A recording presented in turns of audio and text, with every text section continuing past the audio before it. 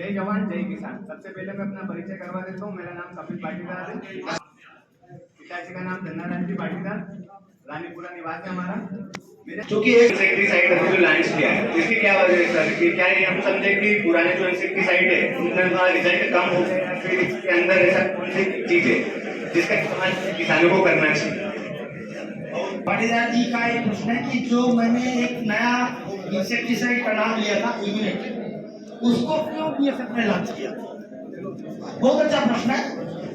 देखिए क्या होता है, इतने सालों से पुराने प्रोडक्ट जो है ना इंसेक्टिसाइड अलग अलग सेगमेंट में, यानी थ्रिप्स के लिए, इल्ली के लिए, थ्रिप्स के लिए देखें तो लैम्डा साइलोसिन मोनोसाइपर का कॉम्बिनेशन, पोलिस इमिडा और इसका एसिटाफ का कॉम्बिनेशन डालते हैं।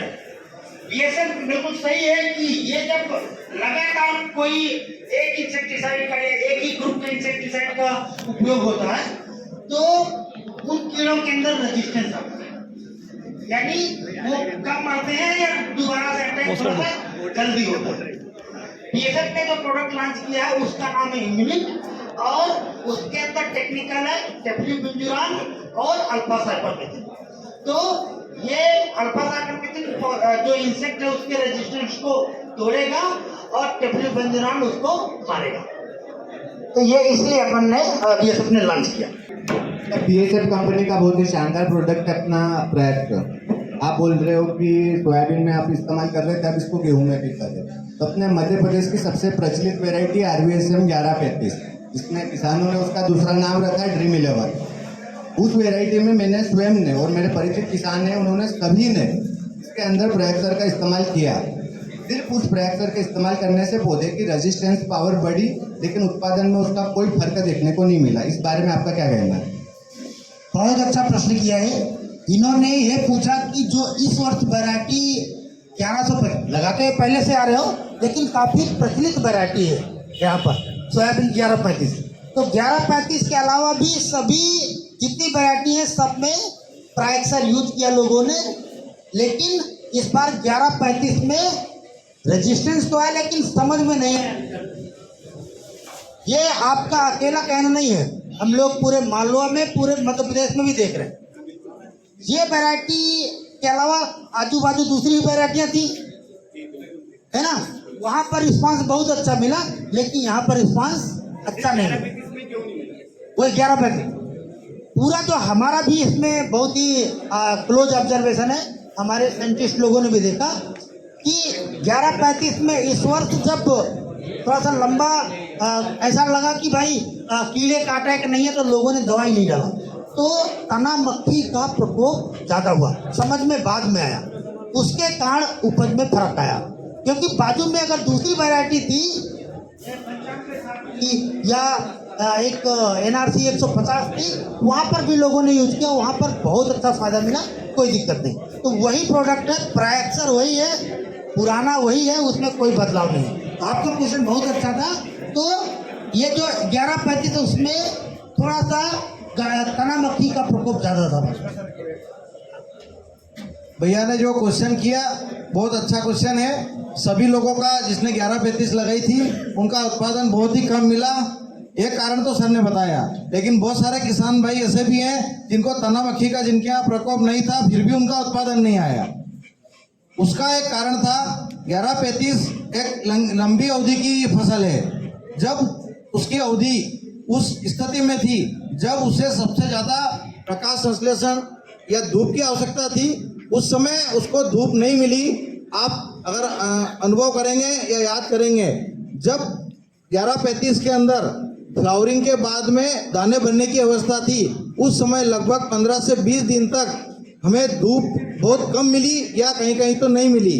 इसके कारण से वो जो उसकी क्रांति क्रिटिकल अवस्था थी उसमें उसको भोजन नहीं मिल पाया, और या तो दाना बारीक रह गया या बहुत सारे स्थानों में अगर ज़्यादा पानी गिरने के कारण से उसका जड़ से भी विकास नहीं हुआ।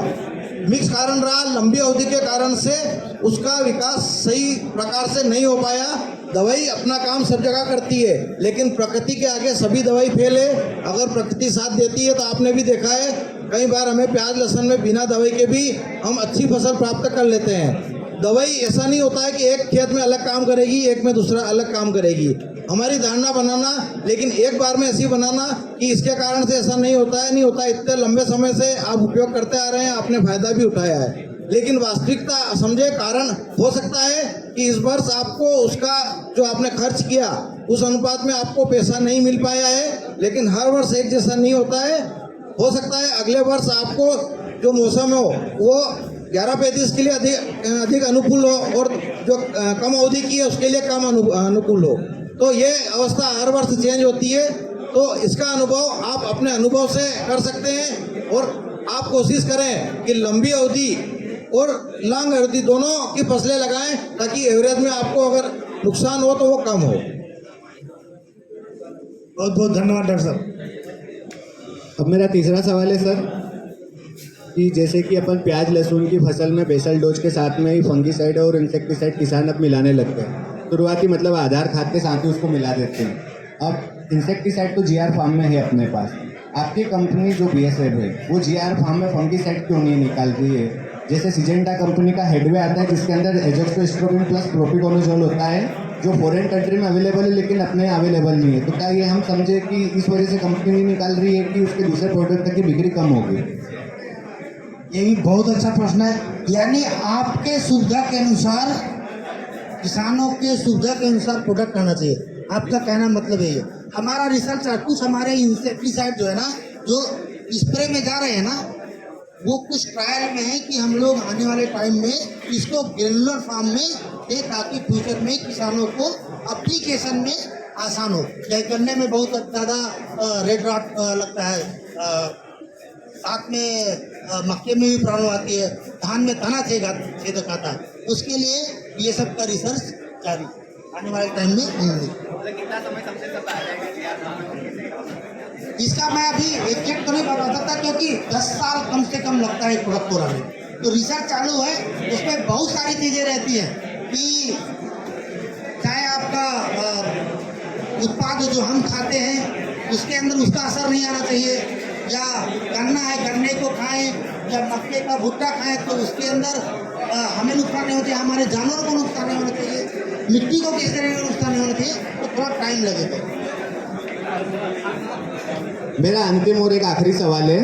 मैं ये पूछना चाह रहा हूँ कि जैसे अपन सोयाबीन की फसल में बिजाई के पूर्व प्री इमरजेंस के अंदर हर्बिसाइड का इस्तेमाल कर रहे हैं, इसके क्या क्या दुष्परिणाम हो सकते हैं कंदवर की फसल के ऊपर, या फिर कुछ भी दुष्परिणाम नहीं, इसके बारे में आप विस्तार से टिप्पणी करके किसान भाइयों को बताइए।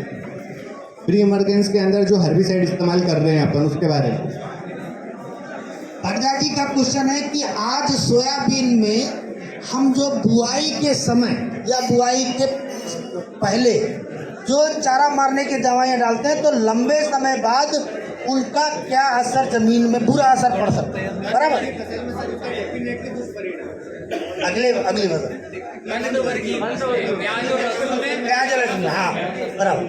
इसमें साहब देखिए, मैं बात करता हूँ पहले बीएसएफ का जो बेलर 32 आता है, ठीक है ना, उसमें टेक्नोलॉजी है। देखो आपने इमाजत हाइपर और पेंडिमिथ्रिन, ये पिछले मुझे लगता है कि 20 साल से 25 साल से यूज कर रहे हैं, और पेंडिमिथ्रिन जो स्टाम्प है वो तो 50 साल से यूज कर रहे हैं। तो बुरा है तो उसका परिणाम होता तो अभी तक तो बंद हो गया हो। लेकिन यदि हम कोई हर्बिसाइड समय पर डालेंगे, सही मात्रा में डालेंगे, डालने के बाद जब खेत हार्वेस्ट हो जाएगा, कटाई हो जाएगी आपके सोयाबीन की, उस समय बराबर उसकी जुताई होगी या बराबर पानी गिरा। एग्जाम्पल के लिए आपने कोई एक खरपतवारनाशक डाल दिया और बुआई हो गई, इसके बाद लगातार पानी ही नहीं आया, तो दवा जो डिसइंटीग्रेट होना चाहिए, यानी खत्म हो जाना चाहिए जमीन के अंदर, वो खत्म नहीं होती, वो अगली फसल में उसका बुरा असर आ सकता है। इसलिए सुरक्षित दवाइयों का उपयोग करना चाहिए। अगर मान लो बारिश नहीं हुई पर्याप्त, तो खेत में फिर बाद में आपको जुताई 1-2 बार करके, ताकि वो उसकी मात्रा कम से कम हो जाए, तो आपको अगली फसल में नुकसान नहीं हो। धन्यवाद। एक सर बहुत बहुत धन्यवाद।